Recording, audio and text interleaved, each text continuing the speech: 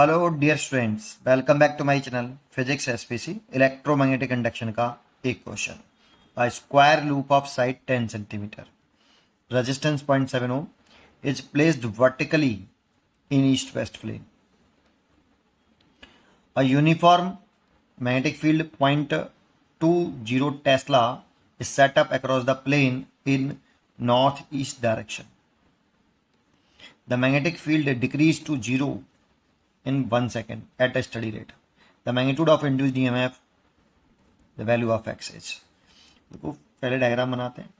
मान लो कि ये हॉरिजॉन्टल प्लेन में होते हैं बेटा, ये नॉर्थ जो है और साउथ जो है ये हॉरिजॉन्टल प्लेन में होते हैं, अप एंड डाउन नहीं होते, वर्टिकली नहीं होते, ऐसे नहीं होते। नॉर्थ और साउथ और ईस्ट वेस्ट ये हॉरिजॉन्टल प्लेन में होंगे पूरे, ठीक है। ये ईस्ट है और ये वेस्ट है। एक हमारे पास स्क्वायर लूप है जो वर्टिकल है, प्लेस्ड कैसा है, vertically in east west plane. तो देखो एक स्क्वायर लूप कुछ इस तरह से बना देता हूं यहाँ पे। सर ये कैसा स्क्वायर लूप है? एक्चुअल में ये स्क्वायर लूप इस तरह से है बेटा, ऐसे समझो, ऐसे है ऐसे, क्योंकि ये वर्टिकली है तो इसका स्क्वायर लूप का ये प्लेन हो गया, और ईस्ट वेस्ट दर्शन में आपका ये है ऐसे, और वर्टिकल प्लेन है ऐसे। तो ये प्लेन के परपेंडिकुलर एरिया की दर्शन होगी बाहर की तरफ, ठीक है। चलिए, a uniform magnetic field 0.20 tesla set up across the plane in north east direction. देखो ईस्ट ये रहा, नॉर्थ ये रहा, और ये हॉरिजॉन्टल प्लेन में है आपके। ईस्ट वेस्ट, ईस्ट ये जो चार डायरेक्शन है वो आपकी हॉरिजॉन्टल प्लेन में है, तो ईस्ट वेस्ट में दिखेंगे तो ऐसे दिखाएंगे बेटा, नॉर्थ ईस्ट में प्लेन के प्लेन में ऐसे, है ना। तो ऐसे दिखा दो आप 45 डिग्री पर, क्योंकि डैश लगाया है तो 45 डिग्री हो गया। चाहे इससे कह दो 45, चाहे इससे कह दो 45, ये 45 डिग्री हो गया। बी कांस्टेंट है 0.20 टेस्ला, ठीक है, यूनिफॉर्म है, ठीक है। The magnetic field decrease to zero, तो इनिशियल केस तो ये एरिया की दर्शन कैसे आएगी, एरिया की दर्शन ऐसे होगी, क्योंकि एरिया की दर्शन हमेशा सरफेस के या प्लेन के परपेंडिकुलर आउटपुट दिखाते हैं, और ये इसका सरफेस है स्क्वायर लूप का, और ये ऐसे है एरिया की दर्शन। तो थीटा जो है आपका यहाँ पे ये B1 मान लेते हैं। थीटा जो हो गया वो जी आपका 45 डिग्री हो गया, angle between B vector and direction of area vector, direction of area vector, ठीक है। तो लिखो, फ्लक्स लिख लो initial, φ1 is equal to B1A cos 45 degree. अब कितने सेकंड बाद, 1 सेकंड बाद आपका magnetic field is decrease to zero. तो 1 सेकंड बाद आपका मैग्नेटिक फील्ड जीरो हो गया, ये लूप बना लिया, मैग्नेटिक फील्ड जीरो कर दिया, B2 जीरो। तो फाइनल फ्लक्स हो जाएगा वो B2A cos थीटा, और B2 जीरो, तो फ्लक्स आपका जीरो। अब हमसे इंड्यूस्ड ईएमएफ पूछ रहा है, इंड्यूस्ड ईएमएफ। तो इंड्यूस्ड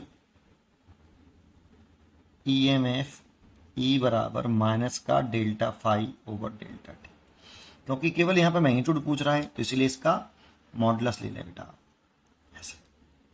तो इक्वल टू माइनस का, मॉडुलस से हट जाएगा माइनस, बाद में उठाएंगे, माइनस ब्रैकेट में φ2 माइनस φ1 ओवर आपका कितना, डेल्टा टी ऐसे, ठीक है। तो आप कर दीजिए, φ2 तो जीरो ही हो गया, φ2 आपका जीरो, तो माइनस का zero minus B1 A cos 45 divide by delta T आपका 1 सेकेंड है। सबकी वैल्यू पुट कर दो तो माइनस माइनस प्लस हो जाएगा। तो B1 की वैल्यू हो गई आपकी 0.20, एरिया हो गया आपका, साइड दे रखिए 10 सेंटीमीटर, तो अगर साइड उसकी 10 सेंटीमीटर तो एरिया साइड का स्क्वायर होता है, तो 10 इंटू 10 की पावर माइनस के 2। पहले तो साइड को मैंने मीटर में बदला, जो आपकी साइड 10 सेंटीमीटर थी तो उसे पहले मीटर में चेंज करो, 10 की पावर माइनस के 2 मीटर। अब उसका स्क्वायर करो तो पूरे का होल स्क्वायर कर दो, ये मीटर स्क्वायर, तो ये हो जाएगा 100 इंटू 10 की पावर माइनस के 4 मीटर स्क्वायर, ठीक है। तो कितना हो जाएगा, 100 इंटू 10 की पावर माइनस के 4, और cos 45 1/√2। तो देखो इस पॉइंट से हटाएंगे तो नीचे 100 हो जाएगा, 100 से ये 100 कैंसिल, और ये आपका 20 हो गया, और 20 में से इसे लिख लें हम 2 इंटू 10⁻³ डिवाइड बाई √2। भाई 20 हो जाएगा ना ये, तो इसका एक जीरो मैंने से इसमें से हटा दिया है, इससे काट दिया, तो ये आ गया √2 इंटू 10⁻³ वोल्ट।